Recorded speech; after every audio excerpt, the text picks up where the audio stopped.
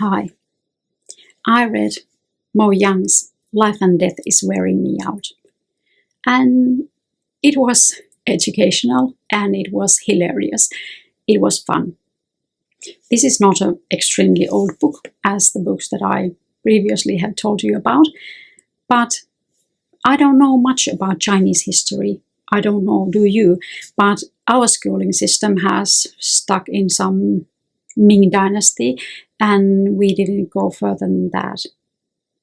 But Mo Young's, he got a Nobel Prize, by the way. Not a big thing or not a small thing. But this talks about Chinese history, about the revolution, about the distribution of wealth, about coming of communism, about cultural revolution. Mo Yang, the writer himself, got mixed up in everything because when he was in school, then there was this kind of new arrangements and he became a farmer, so he didn't need no more schooling, and that was quite a blow to him, I can only imagine. And he became writer a little bit later, but it was obvious that he has ambition to write.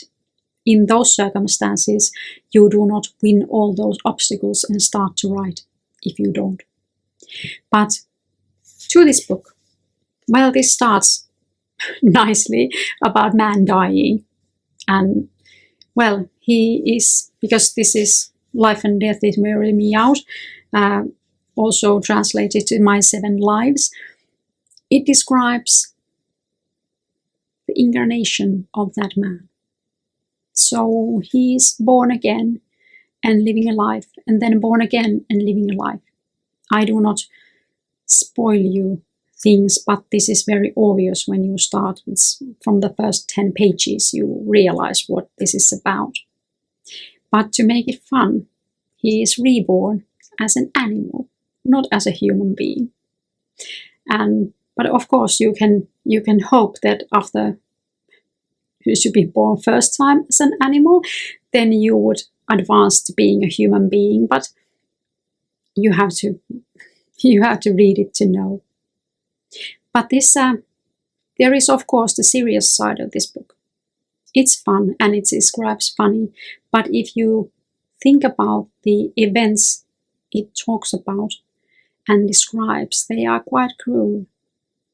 And it goes as along the Chinese history and about the community until 70s.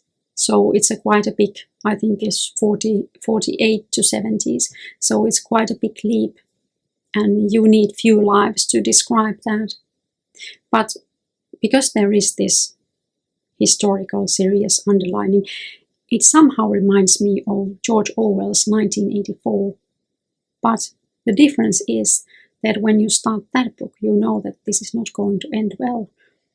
But you can read this book and you can weep and you can laugh and you can skip the weeping if you want to, if you don't want to think that like seriously what the book really says. But we both read it, my husband and I, and we both loved it, although we saw it a little bit differently. But the story starts from a countryside, from this village, and he is born to the same family that he died from. So he sees his sons and his daughters growing as an animal. And there is some kind of a mix-up because he shouldn't remember his past lives, but he does.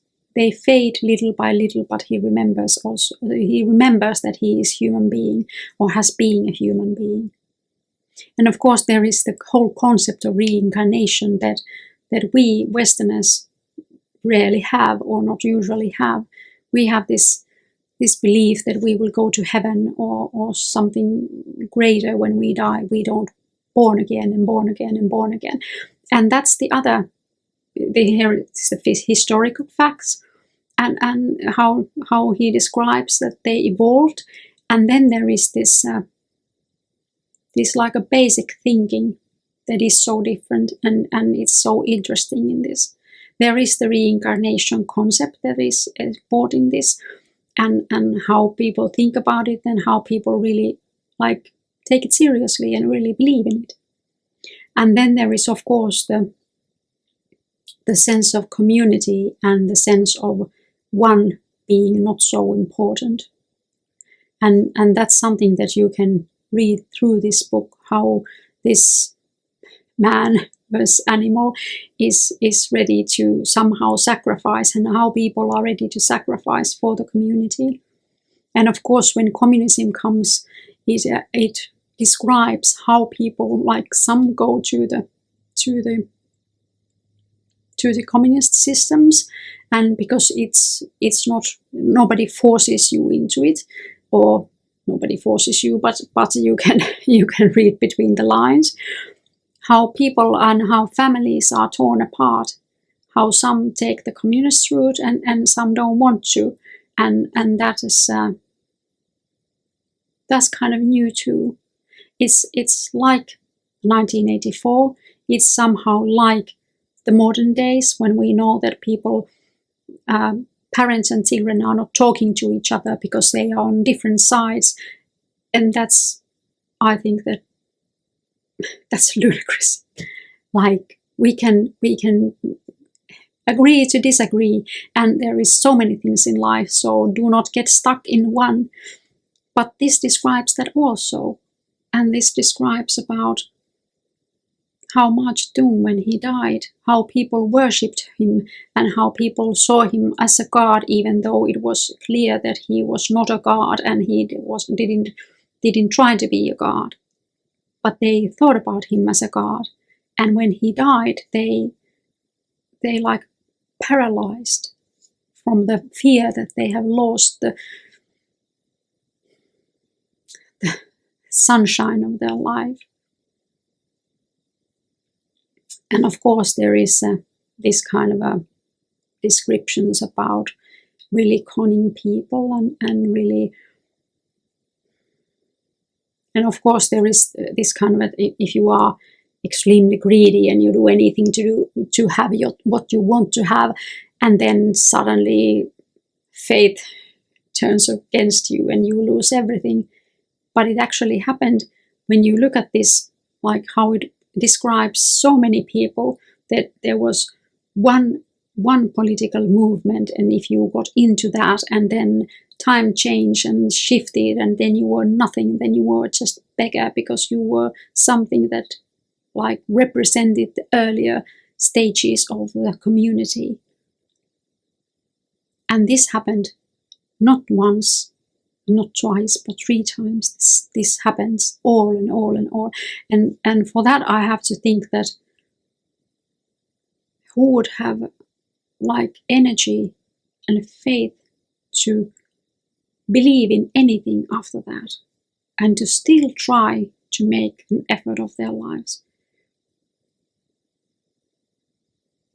But this is a big book, but you don't have a dull moment if you start reading this, and you will learn so much about history and about humans. And this is the positive version of 1984, although this isn't, that was a fictional, as we all know, but this was not a fictional, or is partly fictional, but based on true stories or true events or true society and true history. And that's why I love this. I hope you have a great day. I'll see you soon. Goodbye.